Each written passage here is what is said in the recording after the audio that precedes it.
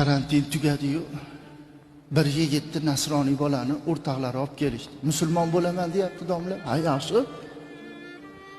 Musulmon emasmi desam, yo'q, nasroniy. Musulmonga o'xshab ketdi desam, o'rtoqlarim musulmonda dedi. Bitta dvorda yashaymiz. Bog'chaga billa borganmiz, maktabga billa borganmiz deydi.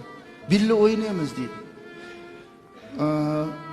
O'limlariga qatnashaman, marosimlariga qatnashaman deydi, to'ylariga qatnashaman, faqat masjidga bormayman xolos deydi. Musulmon bo'lmaganligim uchun. Endi musulmon bo'laman deyapsizmi? Sen ham musulmon bo'laman deyapman. Xudo meni saqlagan deydi. Nimaga desam, bizda deydi nasroniylikda deydi cherkovga cho'qintirishga olib boriladi deydi. Cherkovdagi popni vaqtini bilib, bolani kiyintirib olib boriladi deydi. Asosa dabdaba mashinalarda deydi olib boriladi. Keyin u cho'qintirib beradi, qaytib kelinadi. Meni ham shu popni vaqtiga to'g'illashib, kiyintirishgan paytda kasal bo'lib qolib, reanimasiyaga tushib qolgan ekanman.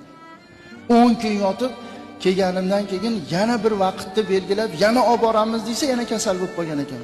Keyin onam aytgan ekan, bunga yoqmayapti, o'zi katta bo'lganda cho'qin olaveradi deb olib borishmagan ekan. Ustoz dedi, "Ha" desam, bir marta ham cherkovga qadam bosmaganman. Nasroniy bo'lib turib. Domla dedi, "Ha" desam, "Aroq ichmaganman" dedi. Nasroniya nimaga ichmagansiz desam, bir masalangizni eshitgan edim yoshligimda.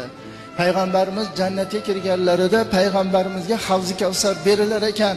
Havzi Kavsarda oldiga borganlarida tillo kosa berilar ekan. Tillo kosadan Havzi Kavsarning suvini olib ichib sahobalarga berar ekanlar. Sahobalar birin-birin ichib Rasulullohga yana qaytib kelar ekan. Rasulullohning qo'llarida turgan mahalida Rasulullohni ko'rmasdan iymon keltirgan ummatlari kelar ekan. Rasululloh ularni ko'rib kosani tashlab yuborar ekanlar.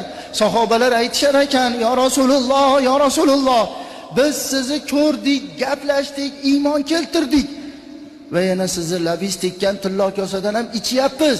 Ha, bular sizni ko'rmagan, gaplashmagan bo'lsa, yana labis tekkan tillo kosadan ichishmaydimi?" deganlarida Rasululloh yig'lab aytar ekanlar, "Bular meni ko'rmasdan iymon keltirgan ummatim bilan meni oramda shu tillo kosani ham bo'lishini xohlamayman. Havzi Kavsarni muborak kaftimni olib ichkizaman" degan ekanlar.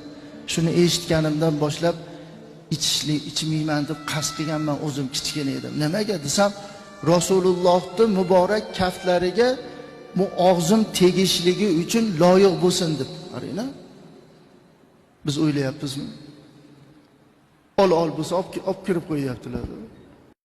Karantin tugadi-yu, bir yigitni nasroniy bolani o'rtoqlari olib keldi.